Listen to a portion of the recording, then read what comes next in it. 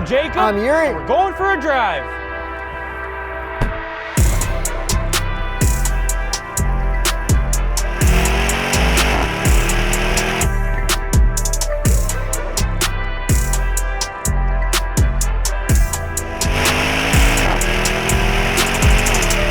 '23 Audi RSQ8 With launch control. Oh God. Jesus.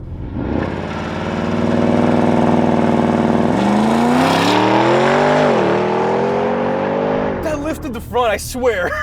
Horsepower and torque. 591 horsepower, 590 pound-feet of torque from a 4-liter twin-turbo V8 with a 48-volt mild hybrid system.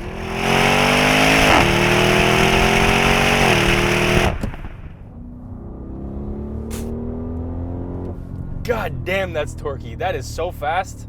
Holy crap. Are you in RS mode? Or Yeah, it's in RS2. RS2 is my preferred mode, which I saved all my presets to, because yes, we have an RS button on the steering wheel, and then you can set it like BMW has with the red M1 and M2 buttons. So we reviewed this a couple years ago. Has much changed? No, actually. I don't think anything's really changed. The only thing that I've noticed that I don't seem to recall from the previous one is that we have automatic present blockers in the back on this one, which is pretty sick. And we have driven a bunch of other cars since then, like maybe some like super fast SUVs that are electric or some super fast ones by BMW. Has your opinion of this changed after driving some of the weird other cars out there? I think my opinion has changed because I've gotten slightly older, and I already really like this, but I think I love it now because this does the Jekyll and Hyde, the two different car things so well. If you leave this in like automatic mode, which is the drive mode, it'll just be super chill right now. We're just cruising. This thing's dead quiet in here. We're nice and comfortable, and I just floor it, and it just wakes right up, and it's so Very fast. The downshifts are obviously a little bit slow here and there. It's still an 8-speed auto, but it's it's not a dual clutch or anything like that, but it's just nice and smooth. And if you just have it in RS mode, then it's kind of just ready all the time if you're in the right gear. It's just This is like perfect jeez. all-arounder. Exactly. Like perfect all-arounder. Like we drove the Lamborghini Uruses on the lake, like we drove the Performante there. Like I feel like those were a little too much for a lot of normal people who just like want to have a big, fast SUV. Yeah, the Urus Performante was pretty mental. That was very stiff. We Yeah. also drove the Urus S, which was, I think, a much more compliant ride. And then there's like the XM that we drove, which was so stiff. Like in the softest mode, you could not get it soft enough, where this is just like all-arounder. Yeah, so we had recently driven the BMW XM, and this would be a very good comparable product because it's, BMW Audi. You're not going all the way up to Lamborghini. This, price-wise, destroys the XM, and let's see how it handles through Cliche Corner going this way. Downshift with these paddles, and the turn-in is amazing. Like, it feels like it loads up in the corners. We do have air suspension that is RS tuned. We also have all-wheel steering, and this doesn't feel like an SUV. It feels like it launches you out and uses like the side momentum to push you. It handles so well. And in comparison to that BMW XM, this just has so much more value for dollar. Like, I literally don't know where that extra $100,000 is in the XM. Like, the materials on the inside are kind of a little bit impressive on the XM. The exterior is hideous, but obviously that's personal choice. That's part of like where it's like the light up grille and like the weirdness of it is where I think the money goes. And this is just like a stealth Lambo, especially in like black. We should probably talk about the looks a little bit. This has the carbon optics package, which looks amazing. I think the price that they're charging for the carbon optics versus how much exterior carbon you get is a steal. Yeah, and it's like very subtle against the black. Like I was like, oh, I didn't realize that was carbon. I didn't realize that was carbon. Yeah, and there's so much of it. It's on the mirrors. It's everywhere. I still think like the cool like lizard green ones are like the coolest looking ones. But I mean, this is a stealth Lambo. It's perfect. Like, I would be very happy to get this for my wife, and nobody would know what she's driving, especially if you get into black and it's just dirty all the time. White, it's perfect. or white, or that cool like burnt orange. Yeah, that's a little too flashy. That's something. It's burnt. A little bit. It's burnt. And then the wheels are also really nice. Like, there's nothing to complain about. Yo, these wheels are gigantic. And it handles really well thanks to these Continental Sport Contact 6 tires as well, which it comes with from the factory. You know, that's my very favorite tire of all time. I do know that. Like, it is. Yeah, I know. I love it. These are great tires. And they're huge. Yes. And what does it sound like from the outside?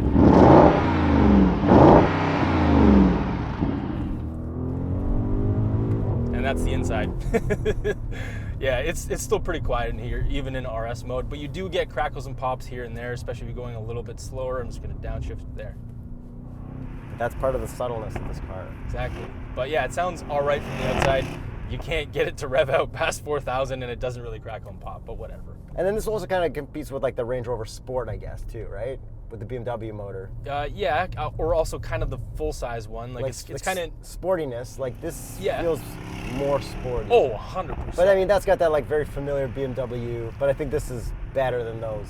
Yes. Those might look flashier. And this has that 4-liter twin-turbo V8 from the Audi group that's shared among many other cars that we've driven, like the Porsche Cayenne GT, which gets like a crazier version of that. How do you feel about this compared to the Cayenne GT? This is a better daily. It's just a softer ride. It's, again, more stealthy. It won't handle as well, but you give up that kind of stuff to get the ride comfort. And if you were in this and you were a better driver than the Cayenne GT guy, and you guys got yourself into a cliche corner race battle, you could probably win in this. I mean, you'd be pretty close. In my hypothetical Tokyo Mountain drifting with SUV battle. Sure, yeah. But no, this thing like handles really well for its size, and I mean, not even for its size, it just handles really well. Like this will destroy most cars.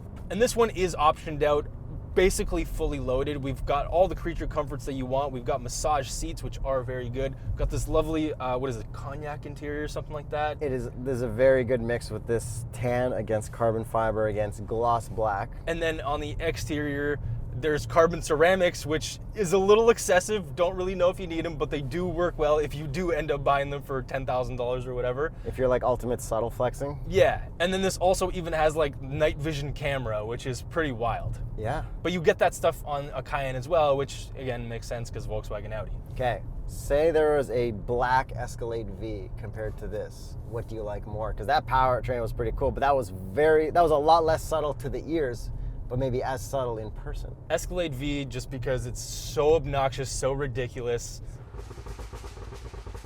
Yeah, that's my answer. But this is probably a better daily. But let's get you into the driver's seat. So Jacob seemed to promise me that this thing was going to lift. Feels like it.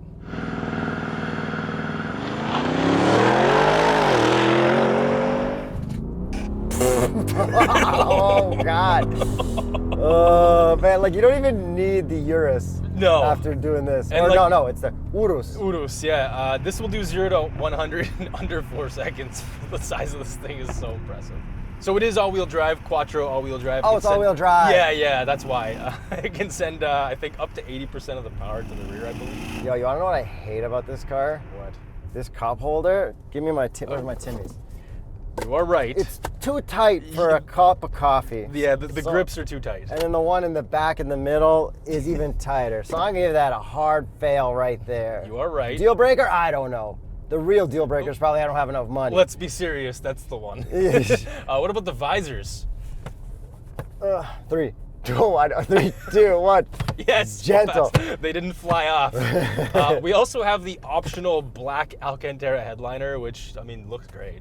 I wonder what it would look like tan. Probably bad. Yeah, I don't think you can get that. Yo, there's a ton of trunk room in this too. Yeah, like this is still a very practical SUV. For being kind of coupy, still very practical.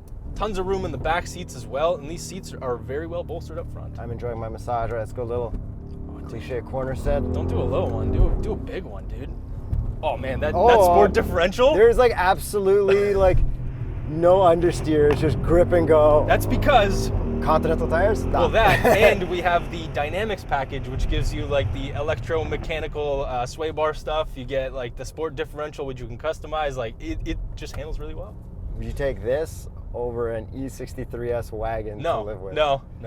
But if you say you needed a little bit more height or something. Well, if I needed it, then I wouldn't have a choice. Now, would I, Yuri? Yeah. You're not giving me a choice. Would you be I feel like I'd be like almost as happy with this as a wagon. I would be very happy with this. I just like wagons.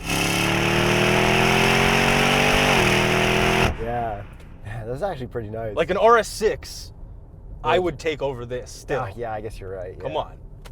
But if wagons didn't exist. This is just, SUVs are fat wagons. That's all they are.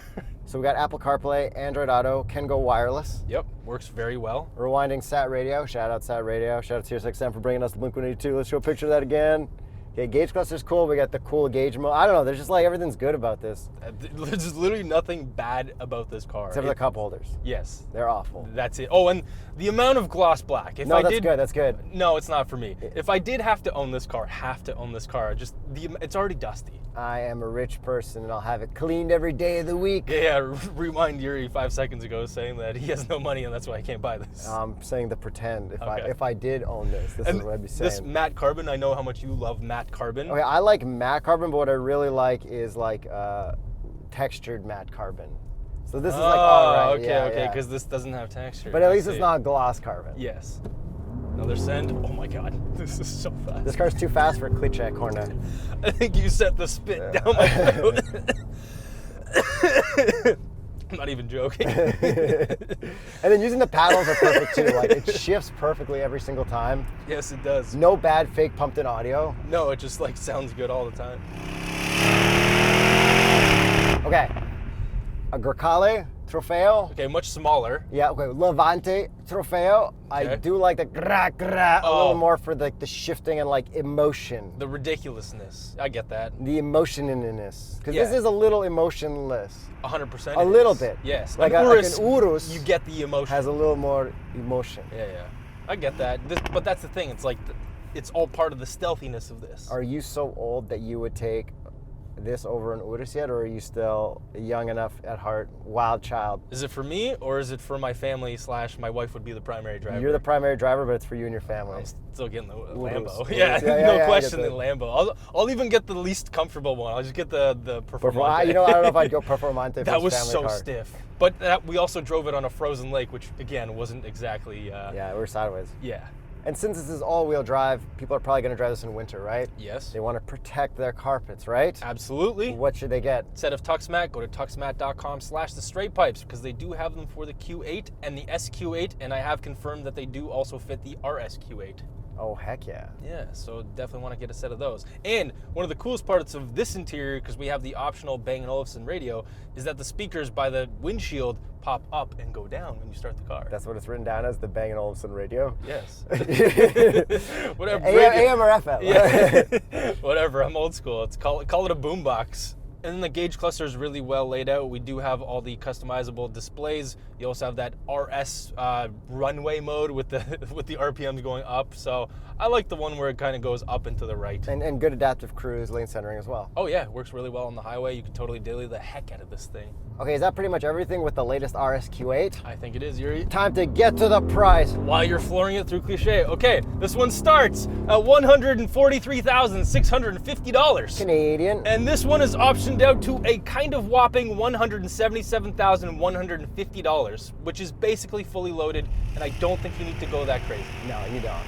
And Don't get the carbon ceramics, don't get the night vision, and kind of get probably everything else. Yeah, you'd be fine without that, but it's like, I guess if you're like super subtle flexing, like some guy at the ski hill had one of these, and I was like, yo, I saw the oval tips, it's cool that you have that. And he's like, yeah, man. I'm like, why didn't you get a Lambo? He's like, I just like the Audi, want to be subtle. And I'm like, cool, man. And I mean, the Lambo is like twice the price of this, and then the BMW XM, which didn't exist when he was buying, is kind of between both of those. I don't think that guy was looking for an XM. Well, not if he was looking for a Lambo. So if you're looking to get one of these, or you want to spec it out in the perfect flavor for yourself, hit up tsp.truecar.com. And if you are shopping for this or any other comparable vehicle, definitely check out that site. They have a very good comparison tool as well, so you can see what features are better or worse in some cars that you're comparing to. Like this versus the Lambo. Yeah, exactly. You can see what wins in what column. It's actually a really good tool. Not gonna lie to you, kind of like the XM looks a bit more.